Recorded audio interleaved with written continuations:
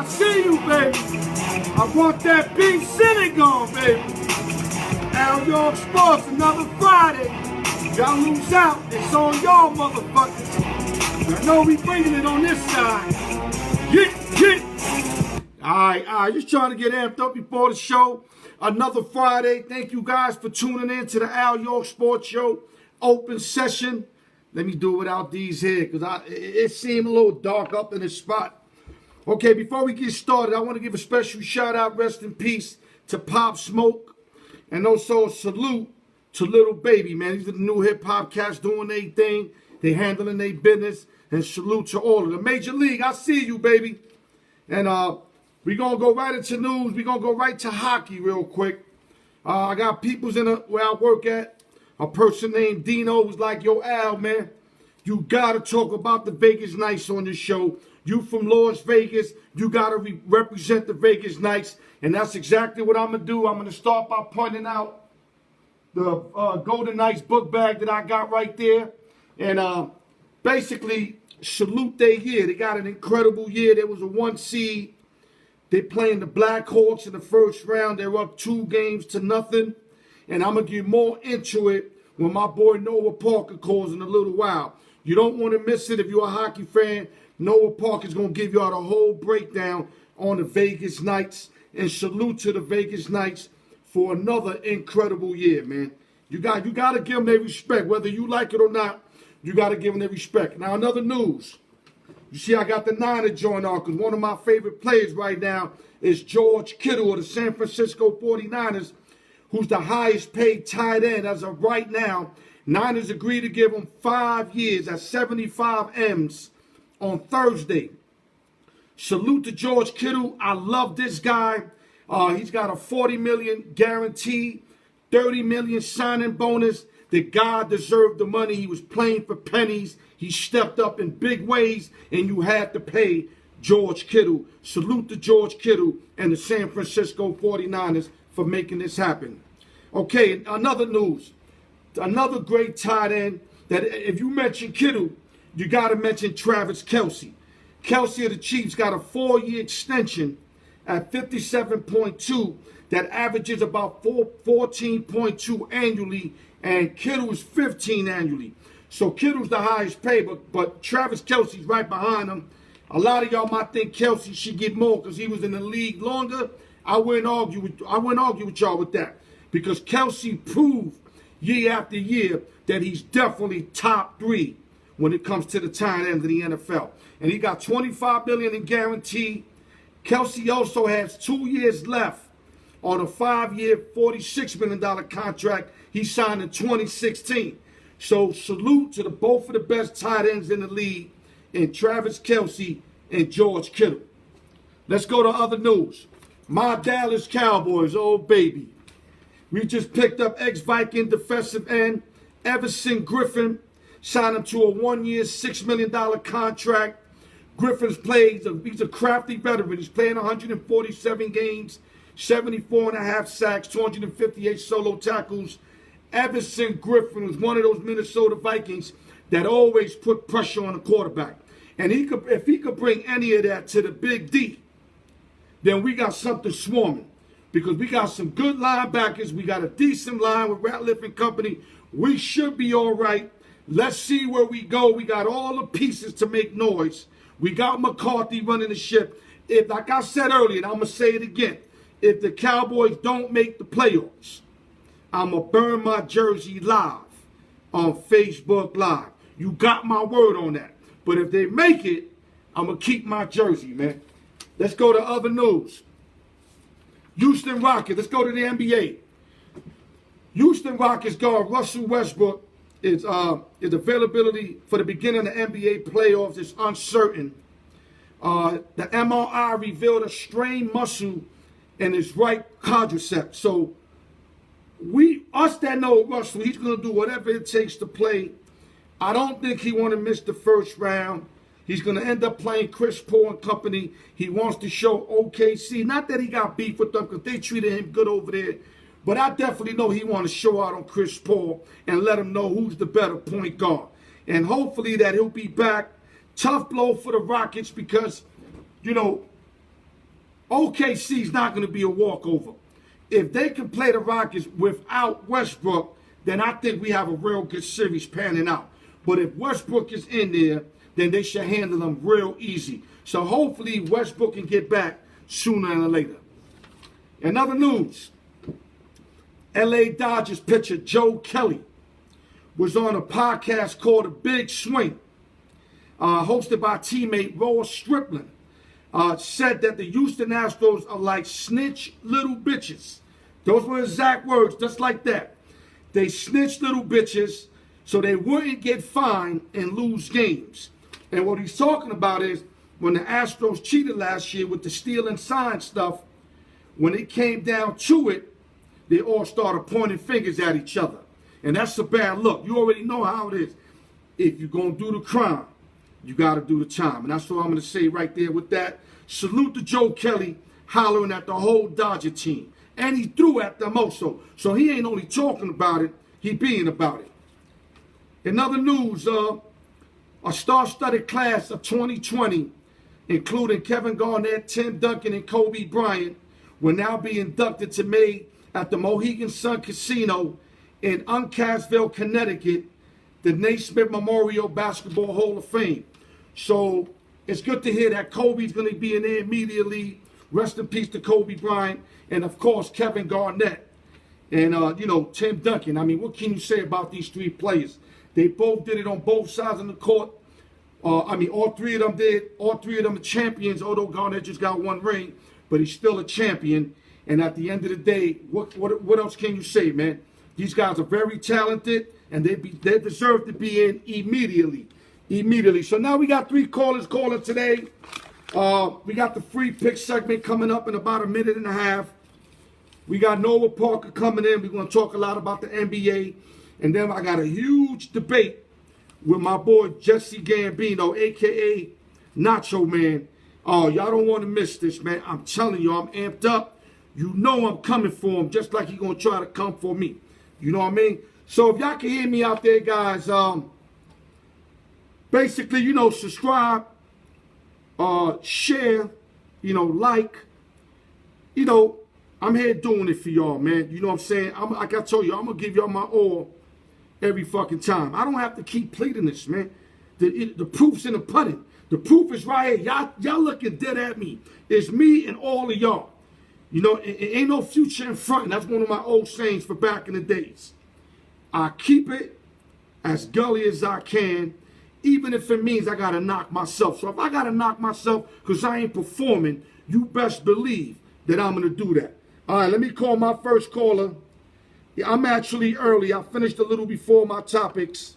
So I'm going to give him a call so I don't have to wait and keep trying to freestyle when I got a big show ahead. Give me a minute, guys. Chuck Thomas, I see you. You right on time, brother. Give me a minute, guys.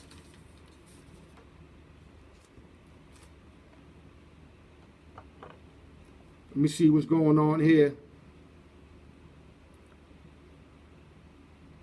Yo. Been having some phone issues, man. I don't know what the hell's going on.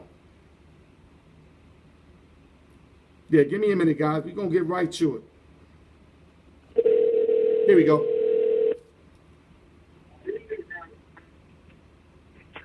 Yo, yeah. Dog catcher, you hear me? Hello. All right, guy. You our pick, man. Let's get it going. We had a bad couple of weeks. I know you're going to turn it around.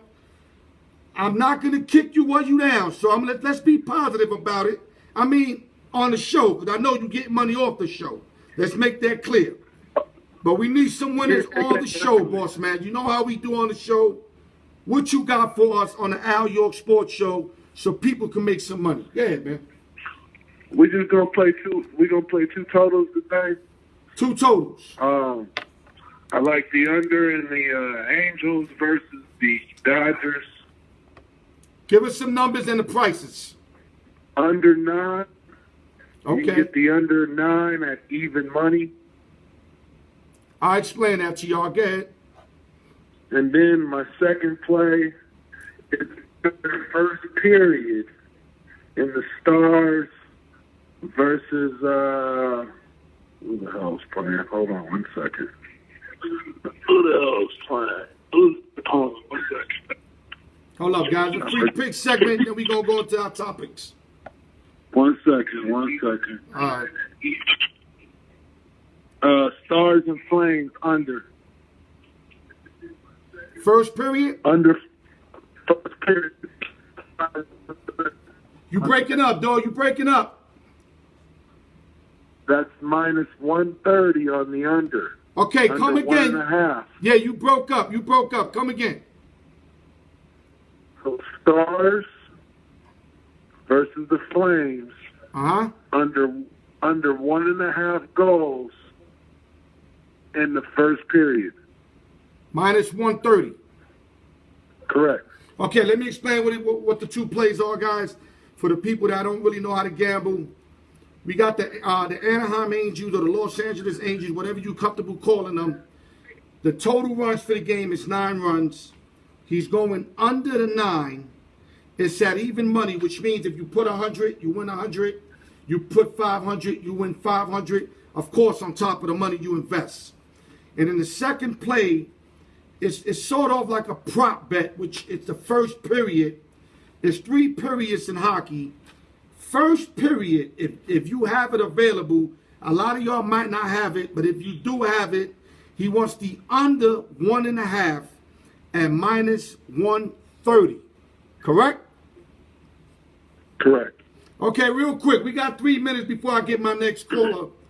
What are you thinking about the bubble so far? Going into the matter of fact, you know what? Let me go to something else. Who wins tomorrow, Memphis and Portland Trailblazers? I think they put them away early. I don't think they go to the second game because by my understanding, if Portland beats them tomorrow, they're in. If they lose, they got to play Memphis on Sunday and then play the Lakers first round on Tuesday. Right. And let me explain to the people what that means. The bubble, the way they set it up was the last 2 teams, I guess the one with the better record, or if they got the head-to-head, they have to battle out for the 8th seed. So right now you got the Memphis Grizzlies and the Portland Trailblazers. Portland just has to win 1 game. It's the best of 3, but it's weird. Because if Portland wins 1, they automatically advance, correct? Mm-hmm. And then Memphis has to win 2 out of the 3. So if you're a Memphis guy, you got it kind of rough. You got to beat Portland 2 out of the 3 games when they one of the hottest teams going into this bubble situation with my man Dame Dollars killing shit. Dame Dollars is like the MVP of the whole shit. I think it's only right. Yeah, I think it's only right that Portland moves on and play the Lakers because I don't want to see Memphis in the Lakers. Do you want to see that? Hell no. Yeah, I want to see what Dame called out. Dame called out the Lakers. He said he wants the Lakers first round. Yep. So let's see what he's talking about. Yep. Now I still think they're gonna come up short, but I think if Portland faces the Lakers, they're gonna give them everything that they can handle. And the Lakers got to start getting it together because I gave the Lakers out on a restart to win it all. I gave out Clippers at the beginning of the year. Like I told y'all, my heart just said the Lakers are going to win. But once I set that dog catcher, they lost like 3 out of the next 4. It's like I jinxed them motherfuckers or something. But I think they get it back together. I think they're too big for them. And I noticed that Portland don't play no D. You see they couldn't stop LeVert.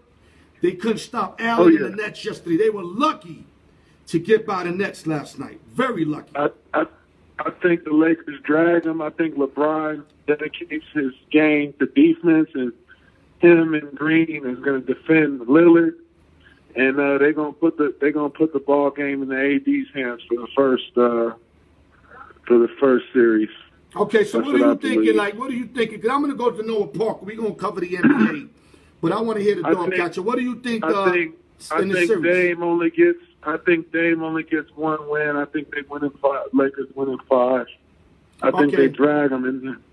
And then the second round is where the Lakers stumble. Okay, we'll get into that next week. I'm going to talk more NBA with you next week. I got NBA with Noah Parker. So we'll get into that next week. But you saying Lakers in 5, correct?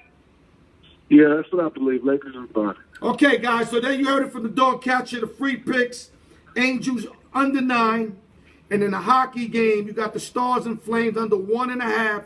First period, minus 130. First period. If you don't got it, leave it alone. Dog catcher, until next time, I'll get up with you, fam.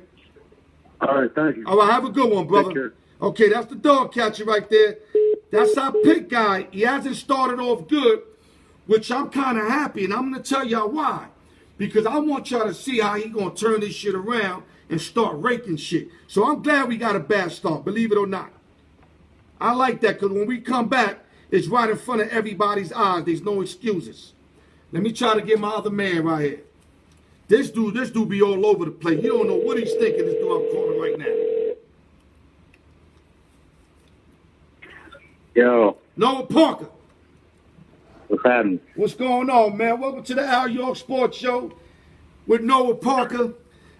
Anything you want to say before we get into this NBA thing? Anything you just might want to add? Oh, it's the best time of the year right now. It's never happened. Unprecedented time. You got NHL playoffs going right now. You got the NBA playoffs starting this weekend. The playing game tomorrow. You got NFL 4 weeks away. Right. And then you got baseball in full swing halfway through the 60-game season. What more can you ask for as a gambler, as a sports fan, in life? I mean, we had 4 months of torture, so now we're living it up now. Yeah, now life is starting to feel normal again, though we still going through the face mask shit and all that. And of course, the coronavirus, which you totally don't believe in. Give me a minute. Yeah, that ain't nothing. That ain't much. I'm not even going to go back into that because me and you always argue when it comes to that. Let's go right into the NBA. The playoffs are about to start, Noah Parker. I just spoke with the dog catcher. We're going to go into first and tomorrow's playing game. You know the scenario, obviously, right? Yeah. Yeah, Portland wins one. They go to the playoffs. Memphis has to beat them twice, which I don't think is going to happen. I think Memphis be lucky to beat them once. Would you agree? Yeah, I mean they got the rookie of the year in my opinion. He's just as dangerous as Damian Lillard. Yeah, but Dame Dollar's like been right killing. now, Dame Dollar's been killing them in the bubble. You know he's the MVP in the bubble. I think Portland can be a scary team. The only thing I don't like for them is that they're going to be playing the L.A. Lakers. I would have liked to see Portland. They'll get swept. Yeah, I would have liked to see Portland maybe play a third or a fourth seed.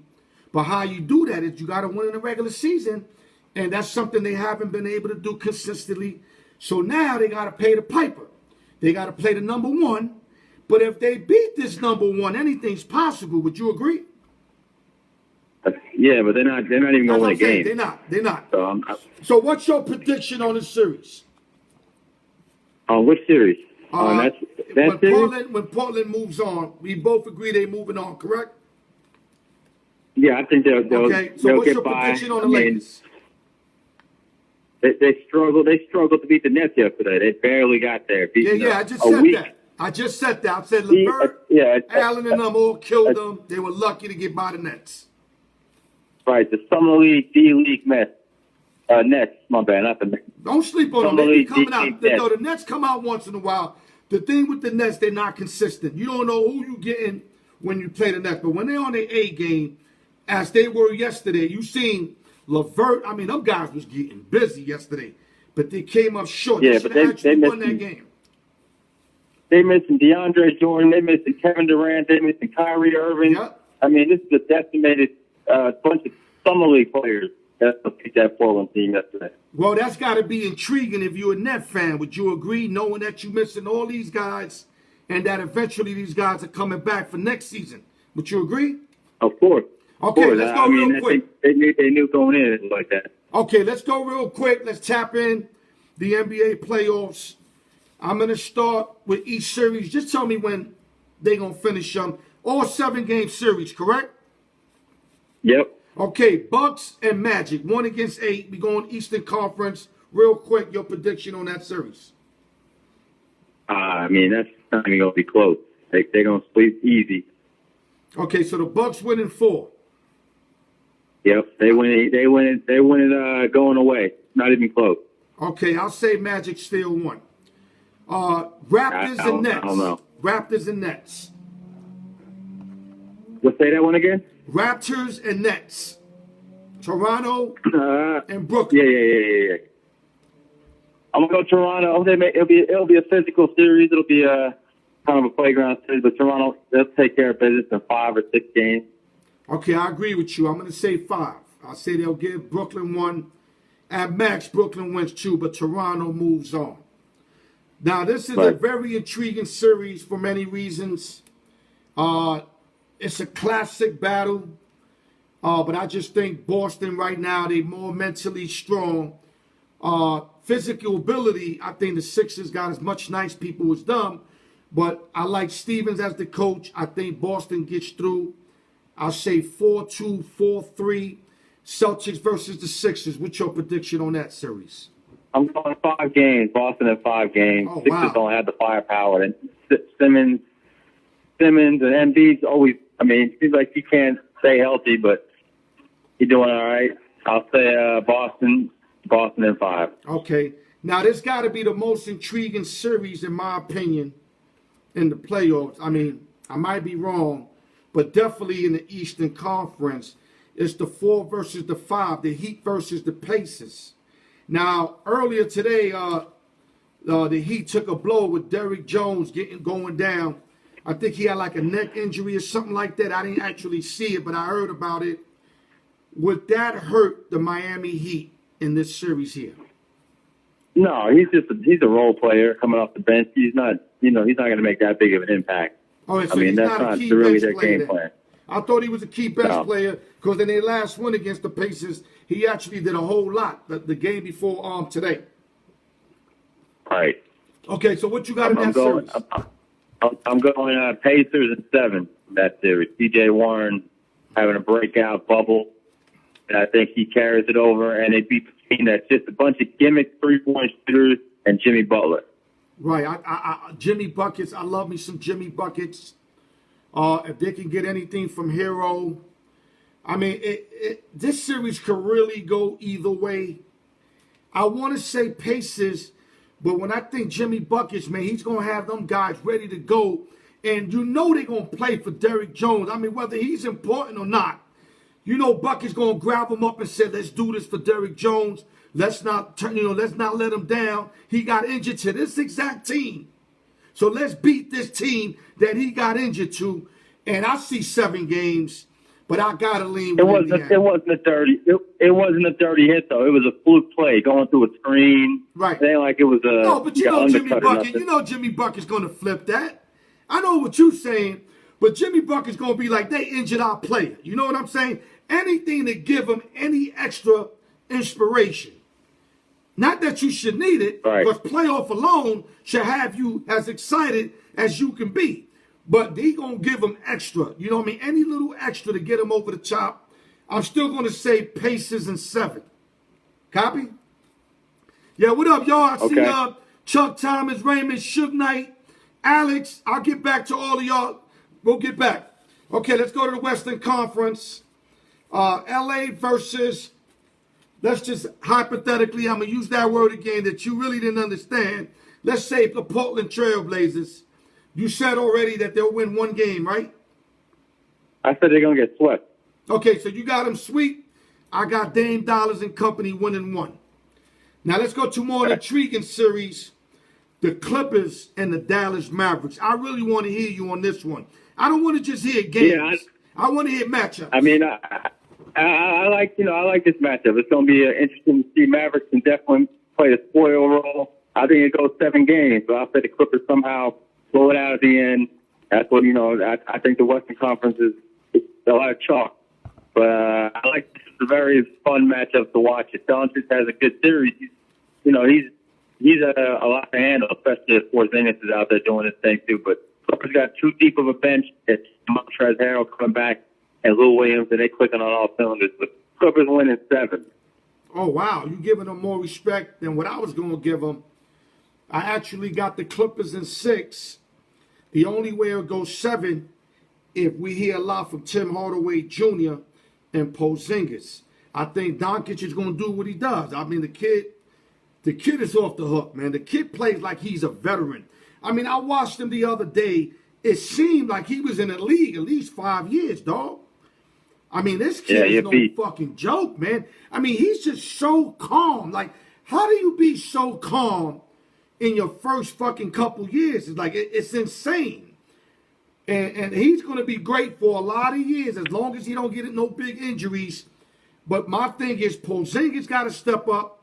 Hardaway Jr. got to step up. And all the role players got to play their roles if they even want to go 7 or think they can even win this series. Copy? Correct. Okay, so next series. I think this is also another good series. Although I think in the regular season, one of them dominated. I don't have the information in front of me. You probably know more than me on this. Denver Nuggets, Utah Jazz. This is another series. It's going to be half. I'm going with the Jazz on this series. I think they got more veterans. Mike Conley's a big piece. Denver's just, I don't know. I don't trust Jokic.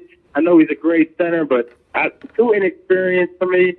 And Murray just doesn't have it enough for me. I'm going with the Jazz, going with the experience. I would normally agree with you on this. I think Jokic and them now starting to get some experience with some early exits the last couple years. I still think they're not really ready to make that run. But I think they cleared this series. I don't know. I'm speaking out my heart. No, I won't make a bet with you. It's not that serious. But I think the Denver Nuggets move up. I think they go to the next level. That's just my opinion. I'll say Nuggets in 7. That'll be my opinion on that. Okay, so what do you got? What do you got on that series? I know you said the other side, but how much you got Utah. And 5? Utah in 6. Oh, okay. 6. I thought you said 5. I was like, damn. And Conley got to play big. 6. Let me tell you something. I'm not impressed with what Conley's been bringing to the Utah. I'm more impressed with Clarkson. With Clarkson, I'm more impressed than Conley. And, of course, Donovan Mitchell got to step up. Ingles and company. Gobert got to step up. But I still think Denver gets out of this series. I don't know why. I think they do. Okay, next series. This is only going to be intriguing, Noah, because if Russell Westbrook is out, now I think Chris Paul and company can compete more than what we expect them to compete. So you got the Thunder and the Rockets. Your take on this series? I think they better without Westbrook in this series because Westbrook just, I don't know, I don't want to say he's been fucking up, but he just hasn't really fit into this game plan of what the Rockets do with this running gun. It helps having him. You can have a slasher, a guy that slashes and chops and pitches, but when you just got Harden out there doing it, he can do it all by himself. In a series like this, it might be a little too emotional for Westbrook going up against a former team. But give me the Rockets in 6. Okay, I would have to agree with you. I don't think the Rockets is getting bumped early. I think this is their year to make a move. I don't got them to win it all. The dog catcher got them to win it all. I'm not going to go that far. But I think the Rockets are going to be in that conference finals, who I don't know whether Clippers or Lakers, either of those two. And I think the Rockets are going to give whoever they're going to give everything they can hold. And I just don't think they're going to exit out early. I agree with you, Westbrook or no Westbrook. They'll probably prolong the series without Westbrook, but they still win no later than 6 games. That's my take on that. Right. Okay, so I want to mention real quick, Greg Popovich missed the playoffs in the first time in 22 years. I mean, what else can you say about this dude, man? To me, the best coach to ever do it. I'm not going to diss Red Auerbach. I never watched him like that. But from when I've been watching, Pops is the motherfucking man. I got to give it to Pops. You could throw the Larry Browns in there. Father's maybe one of the best teachers of the game. But Pops is by far the best. Your take on Spurs not making the playoffs in the first time in 22 years. It's the end of an era, but I think they'll be right back where they were if he stays in coaching because he lost a lot of them draft picks are finally retiring and they're finished, the mole heads and the guys they had from overseas. So it's going to take a while to get back to the championship level to a degree, but I think they're good enough to get back in the playoffs the next year, the year after. I agree, but I think they got to spend some money. They got to stop being cheap in San Antonio. They kind of remind me of the Patriots in a lot of ways. in the NBA way of doing things. They got to go get people. I know they got DeRozan, they got Aldridge, but they need a marquee guy. I don't even know if a marquee's out there beside maybe Giannis, and I don't think he's going to San Antonio. I think if the Greek Freak goes anywhere, it's going to be Golden State. If he leaves, I think he's staying in Milwaukee. But if he gets embarrassed, he's going to go to Golden State. Okay, real quick, we got 4 minutes. I was going to give you another NBA question, but I don't want to hurt nobody in Vegas. Let's talk about the Vegas Knights. 2-zip lead on the black courts in a series that they should win. You agree with me? Yeah, they don't sleep. Okay, in the series they should win. They played a great game the last game. They won 4-3. It was 3-3. The Blackhawks were battling, but they came up short. I felt that was the Blackhawks' chance to either get a game or two. But now you're saying they're going to sweep. My question to you. Yeah, my question to you. Is this the year that the Vegas Golden Knights brings the Stanley Cup championship to Las Vegas? No, they're not even going to make the Cup final. But they're a good team, but they're not going to get past that. Tell us why. We got 3 minutes. You're saying they're not going to make it. Tell us why. The Colorado Avalanche is too good in all aspects of all four of their lines. Their goalie is pretty good, too. I'm going with the Colorado Avalanche come out of the West against, could be the Tampa Bay Lightning. But I'm going with the Avalanche to win the whole thing. I picked them before the season started. I picked them again before the bubble restarted, but I just don't see how they beat them twice in the regular season, too. They beat the Knights. So my man Chuck Thomas disagrees with you. Chuck Thomas disagrees with you. Yeah, he disagrees with you, but it's all good. Stick with my guns. Avalanche wins the Cup. Okay, so you got the Avalanche, but I want to salute the Vegas Knights. Like I said, my wife happened to get a Vegas Knight book bag for me to add on to my collection. I'm not big on hockey, but I'm going to start recognizing definitely when it comes to where I'm living at in Vegas. The Vegas Knights, I went to a couple games. The games are outrageous, man. I mean, I had more fun doing like the intermission, the timeouts, the house music they be playing in there, where everybody used to go crazy. Although now they're not doing it during the pandemic. I'm talking about when stuff was regular. When stuff was regular, I went to the games, and you almost have to become a fan if you go to the game. That's how serious it is, Noah Parker. And with that, I want to thank you. We're going to talk soon. We'll get you on the show soon. And hopefully things can get back to normal so we can start teaming up again. Copy? No doubt. Let's get it done. You stay good and tell what's up to the kids for me. Tell them Uncle Al loves them, man. All right. All right, man. Have a good one. Noah Parker. That was Noah Parker, folks. Giving y'all an update on the NBA. The Vegas Knights, I can't really tell y'all too much about that. If I did, I wouldn't be the raw truth. I'd be lying to y'all. So I'm going to put the weight on my man who's watching it, who's daily in it. Chuck Thomas, another one that's watching it. And they can tell y'all more than I can when it comes to the ice. Because I'm not sick with it on the ice. Okay, Gambino, we waiting on you, baby. We waiting on you. Y'all don't want to miss this right here. Me and this guy's going to go at it right here real quick. I promise y'all missed this. That's the dumbest movie I made all day. Gambino, I'm waiting on you, baby. I'm out of topics. Back in the Cowboys game. Okay, Sister Annabelle, we're going to get back to Derek. I'm a Cowboy fan, but I don't think we're going to win it all. But I'm going to get back to you on that. Gambino. Yo. Going on. Okay, hold up. Let me give you your introduction. He pleaded for me to give him this introduction, y'all. I told him I'm no Michael Buffer. So I'm going to do what I can do. We got Jesse Gambino, a.k.a. the Nacho Man. Go ahead, man. What's going on, my maniacs? I'm up here on Stone Space Mountain looking down on the rest of the college football world, realizing it's going to be closed down awfully soon, like I said, in July. And that's why I am the queen that rises to the top. in the sports analyzing world. Don't ask me where I get these people, y'all. I got y'all from all over the world. Minnesota, Tampa Bay, Indiana, even Vancouver. I don't know where I found them at, but if they know sports, they on my platform. Gambino, we got two big topics we're going to hit. I'm actually calling it the double R. But before we get into the double R, what is it that you want to talk about before we get into basically our debate topics? What do you want to get into first? I'm getting real tired of the disrespect I see about Ken Griffey Jr. No, we're not going there. We're not going there. We're going to college, you said. I just want you all to know that I was the first person that said that college football was going to close down this year. So when you get to August, you think of me when you don't see college football. You remember that, people. Yeah, Gambino definitely said that way in the early going.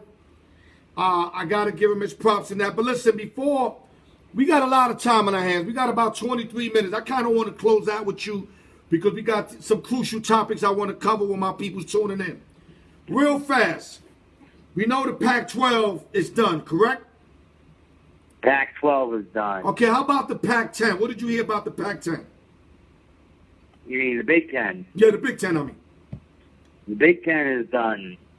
Okay, now I'm hearing that there's a lot of conferences that are really talking about trying to create kind of like the bubble like the NBA got and play games against each other in a dome. Now, the idea sounds great, but I'm totally against it because if you got other conferences shutting down, why should you let other conferences play? It'd be totally unfair for the other kids that are not playing. Because that means these guys can shine, but these guys are dulled out because they can't play. So would you agree with me that if it's going to be no football, it's got to be no football? I agree, and I do think that if the other colleges don't play and, let's say, the ACC and the SEC and the Big 12 choose to play, you're going to see an exodus of college players from the conferences that aren't playing transfer to those conferences that aren't playing because they're going to get a waiver because, you know, you're affecting their future. So you're going to have to let them play. So you're going to see a bunch of teams souped up if that's what happens. But I don't think the NCAA nor the three other conferences would be prepared to have that type of exchange of students coming in at that one time, at one time for each of the conferences and teams, if you know what I mean. Right. Now, I said on my prior show that, of course, the guys up top want this to happen. I mean, they get free money. They don't pay these kids a motherfucker. And if I was a parent of one of these kids, I'll pull them out too, for multiple reasons. Of course, being the major reason was the coronavirus. Why risk my kid, especially if you ain't getting no bread for it? Now, I'm not saying money would get me to put my son to play. What I'm saying is if I was to let them play, it would have to be money involved. At least. But to me personally, if I knew that my kid was at high risk because of what's going on right now, no bubble, they just going out there like the way baseball was doing it, and you seen all these positives in baseball, I'd have pulled my son out immediately. You agree or you disagree with that movement there, Gambino, before we move on? I agree with you, and I'm going to drop another bombshell on you. Yeah, talk to me, baby. Because of this pandemic, it is going to be the end of NCAA college football as we know it. Students will begin to be getting paid once we are back to school. Oh, so you think they're gonna start paying these boys now? Absolutely. Okay. Wow, that's new. I hope you're right because I'm not a politic. I would never try to be one. I'm gonna take words out of Spike Lee's mouth. I seen a big interview on TV. It has some high rollers. It was Spike Lee. I don't want to say Bill Cosby, but Bill Cosby was there. You know, Bill Cosby's in jail. You already know for what. But we had some heavy hitters there. And Spike Lee said something that was real interesting. He said that the NCAA is run like slavery. And I was very surprised that he said that the way he did. And like I said, I'm just a messenger.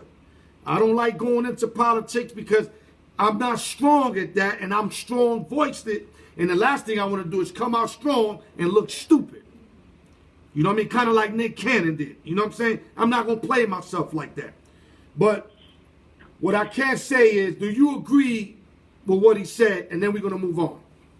Absolutely. If you're worried about your product, then you don't risk children's lives because they're amateurs. It's not like they're being paid to do this. So if you really are there for the well-being, you get up a kid's ass for getting a hamburger from his coach. So the fact that any college is willing to put these same kids at risk, who basically would be penalized for selling a jersey, getting a ham sandwich from somebody, whatever it is, that's a real contradiction. And though this is, again, like I said, this right here is going to be the end of the NCAA as we know it, because the players, the kids, are going to start to unionize to get paid. Okay, let me intervene real quick before I forget. My boy Humpty made a point that I also made in my last show. You got seniors and other players that are about to jump in the NFL that kind of have to showcase their product, you know, for draft considerations. Then, like I said in my show, you got guys that don't have to, that they already put out good work, and it can only hurt them by continuing to showcase. But I'm going to go with what Humpty said. How do you answer that to guys that need to showcase their ability to prove that they could be drafted high? Because you know the higher you drafted, you know, the more moolah you're going to get. And the lower you go, the less you're going to get. So I see Humpty's point real fast. Because we're going to have we got 17 minutes, and I don't think we're going to be able to finish everything. Do this quick so we could go to that double R real fast. I would think that Lloyd White, Slam, I see y'all. For the kids who really need to do it, that are within the 4th to 7th round range right now, if they feel the need to play, I'm not going to stop them. For the players that are within the 1st to 2nd round or the 1st to 3rd round, I would say that you've already done enough that I don't think 1 year taking off is going to be a detriment to where you get drafted. Well, I see it. The way you answered that, I seen it different from Humpty. I'm going to answer Humpty. Humpty, you right. For the players that need to really showcase, that haven't shown enough, I'm going to agree with you that they're going to take the biggest blow. But like I said, it's not all players. You got guys who solidify their spot already. So anything else can only hurt them. But the ones that need to show out, I'm with you, Hump. And they're going to suffer, unfortunately. But during this pandemic, somebody going to have to suffer somehow, some way. And I guess that's the way it's going to happen. Okay, let's jump right into the double R. Let's get into our argument already. Everybody, if you tune in, stay the fuck in. If you don't, use a dumb. I ain't going to say the rest of what I want to say. We're going to go right into it. Joey Gambino, I'm going to explain it on what you told me. Fair enough? Fair enough. Me and Gambino got into a topic. You see the Kansas City Chiefs thing? And the flag indicating that they won the Super Bowl? Gambino, one time, we were talking on the phone, and he just tells me out of nowhere, Andy Reid sucks. I said, what? You talk about the same Andy Reid I know? He goes, Al, don't get me started. I'll wait to get on your show, and I will give you facts of why Andy Reid sucks. I'm waiting, Gambino. Okie dokie. So, we're going to start. Talk up. Let everybody hear you. You see me putting bass in my voice. Don't have me guessing what you're saying. I want to know what you're saying. Okie dokie. All right. So I'm going to give you a little base. So let's talk facts. Number one, he learned an offense from basically the third step cousin, like Teddy Roosevelt to Franklin Delano Roosevelt and Mike Holmgren, because he was a terrible head coach. So that's number one. Yeah. So he learned from a shitty head coach who learned the West Coast offense. So that's number one. Went to Philadelphia and was 1-4 in conference championships games and lost the Super Bowl. That's number two. Number three. Basically, his coaching tree is Todd Bowles, not a good coach. Brad Childress hasn't been seen since Brett Favre retired. Doug Peterson got really, really lucky one time. Matt Nagy will probably be fired by the end of the year. John Harbaugh got lucky 1 year. Sean McDermott, we're going to find out this year. Okay, listen. Stupid Spagnuolo. You mentioned a name. Let's talk about Reid himself. Okay. Why does he So suck? Andy You Reid just mentioned the himself- names to me. I'm not learning anything. And I'm pretty sure my audience ain't learning anything. All right. So Educate we'll us. learn a little bit Educate more. us. So when Andy Reid got to the Eagles in 1999, Go ahead. he decided that he was going to take Donovan McNabb, number 2, in a draft class that had a failed 5 quarterback. On guard. Go ahead. Okay. Now, does anybody remember who the 5 quarterbacks were? No, that let's year? go forward. We ain't got time for all that. Let's go forward. Okay. Let's go. So they had an opportunity to trade out and get more picks to make it possible so that they wouldn't have to lose 4 out of 5 conference championships. The way he lost those conference championships got mopped every single time with the exception of the Cardinal game, which I think they were up, and then they lost by like 14 at the end of the game when it was all said and done because McNabb basically blew it. Okay? When they went to the Super Bowl against New England and they lost and Terrell Owens wanted a new contract, he should have taken Terrell Owens' side because Terrell Owens was the better player than Donovan McNabb because as you saw, when he decided to trade Donovan McNabb, he literally traded him for peanuts within the division. Which did come back and hurt him anyway. Say that again? It didn't come back to hurt him. Donovan went to Washington. It didn't even come back to hurt him. But it traded him for literally peanuts, where he could have traded him somewhere else to a team outside the division that probably needed a quarterback and would have gotten way more value than what they got for trading him to Mike Shanahan, who is notoriously doesn't like black quarterbacks. Clearly. Okay, let me stop you real quick. Okay, you're saying he did bad on the draft. He did bad trading McNabb on the market. Okay, let's go into X and O's. Why is he a bad coach? Why is he a bad coach? Because he never makes proper adjustments in big games. He continues to rely on the same type of system. Well, all right.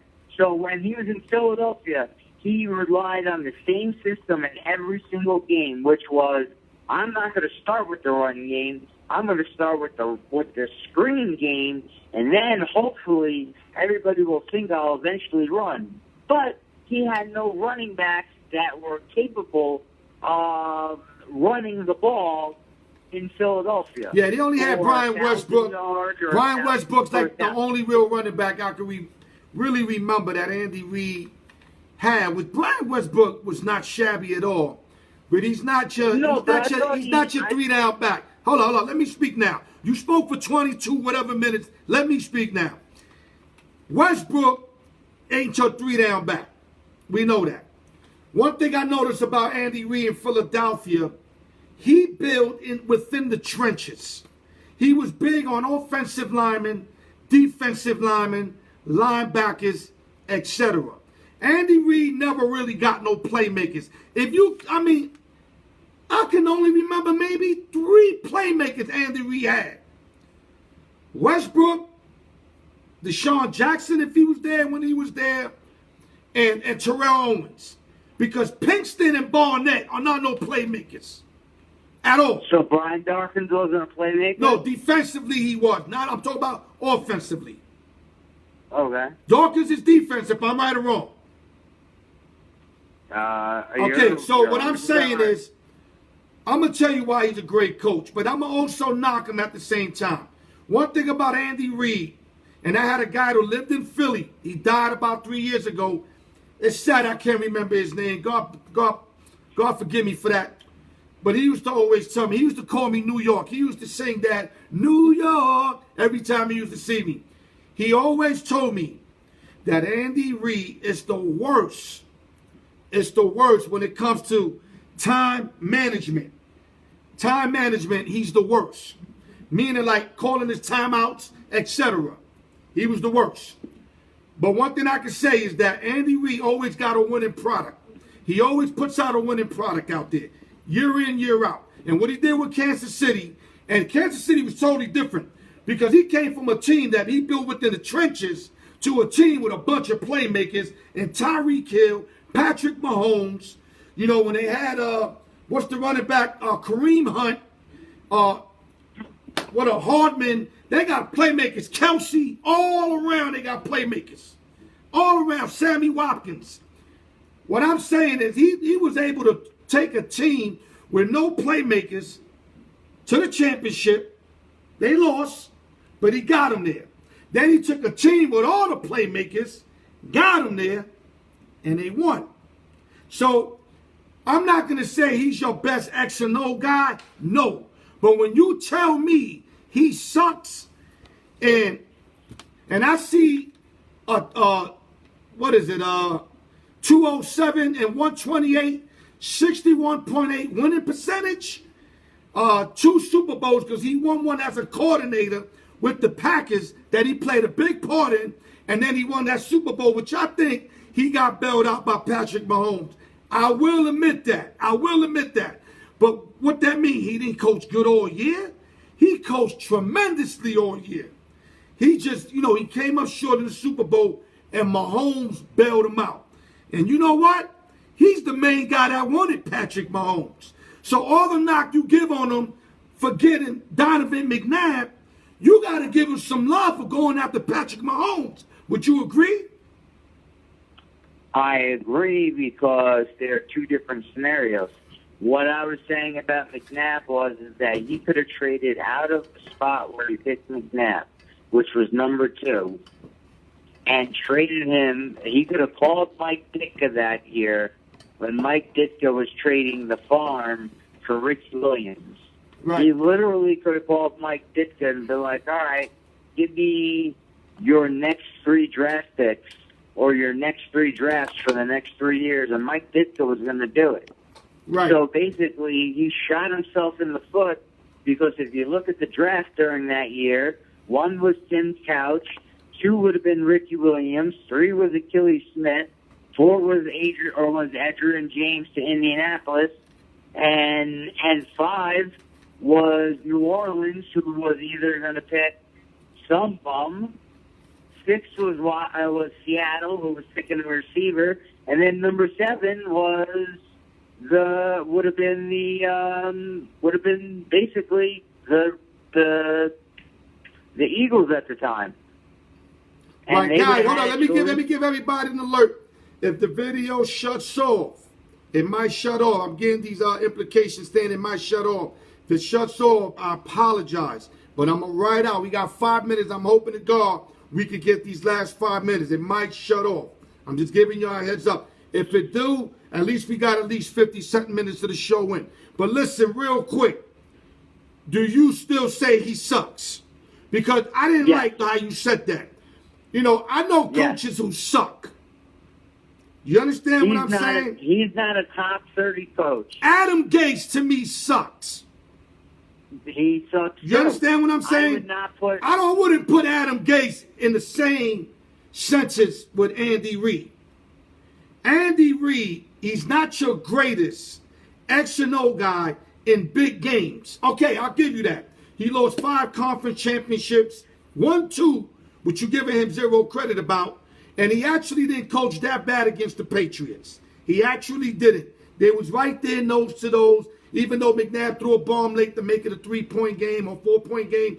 But at the end of the day, he actually coached good that game. I remember. I didn't like the way he coached against the Niners. I didn't like it. But like I said, he coached good all year, though. He led them to a great record, to some great wins. He had some wins without Mahomes. I think Andy Reid had a great coaching season, but he couldn't do it all away if Patrick Showtime Mahomes did not bail him out with 6 minutes left in the game. And that's why I give Andy Reid the credit, because he's the one that called for Mahomes while Alex Smith was running the helm and said, we need to change order. And it took heart to do that, because you got a veteran, you know, like Alex Smith, who's paid his dues in this NFL. Paid his dues. And he was winning with KC. He just couldn't take him to that next level. And to put Mahomes Reid in was there. going to get fired. Bobby? Andy Reid was going to get fired. Well, I don't know, man. I think you got something personal with him.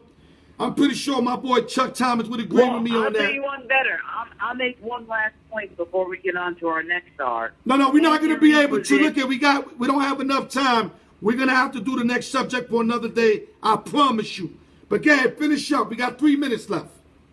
Okay, so Andy Reid, while in Philadelphia, basically the only other first-round quarterback that he ever had to face was Eli Manning.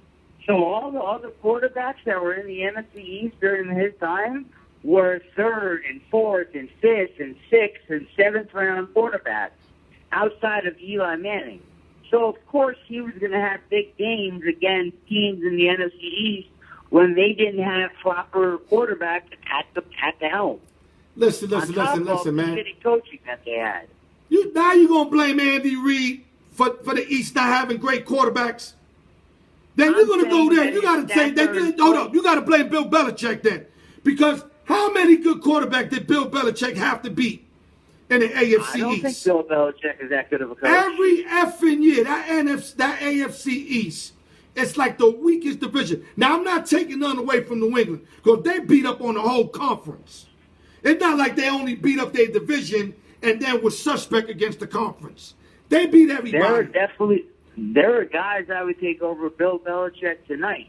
Like, I'm not a big Bill Belichick guy. I So disagree with there's you like again. five I think guys Bill I'd take over Belichick. Bill Belichick. I think Bill Belichick's the best X&O guys. The only thing with Bill, he proved that he wants to be a step ahead of everybody. And the way he was going about it, it was considered cheating.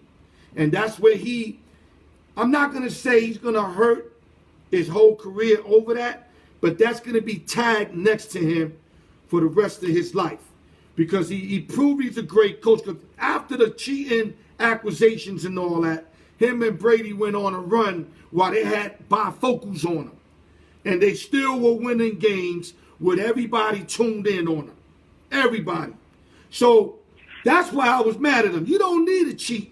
You and Brady was such a strong tandem. The last thing I should have thought was cheating. Y'all were better than everybody. So that's where I knocked Belichick. He got greedy. It falls under greed, because when you video teams practices a game before you're going to play them, and, you know, the deflate gate and all that other shit, you hurting what you basically built. And that's the only knock I got on him and Brady. But Brady's a great quarterback to me. Belichick's a great coach, but you got to add in the cheat aspect in back of their name. And they did it to themselves. Nobody did it for them. Copy? I hear what you're saying. And Chuck Thomas said, all man cheat. I'm not going to bail Belichick and them out, which is true. You're going to tell me other coaches ain't do that shit? The only reason why they didn't get exposed, because they're not winning as much of these guys. You know, winning brings everybody to tune in on you. Anytime you win or you making money and you got the hottest car on your block, everybody's tuning in on you. Unlike the other people that are doing the same thing. But I'm not gonna justify what he did. He didn't have to do it, and that's my knock on him and Tom Brady and Robert Kraft.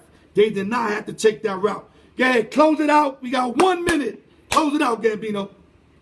I would take 30 head coaches all time over Andy Reid at any given moment. Andy Reid sucks like getting a breakfast burrito at a bodega on Sunday night at midnight, knowing that it is not healthy for you.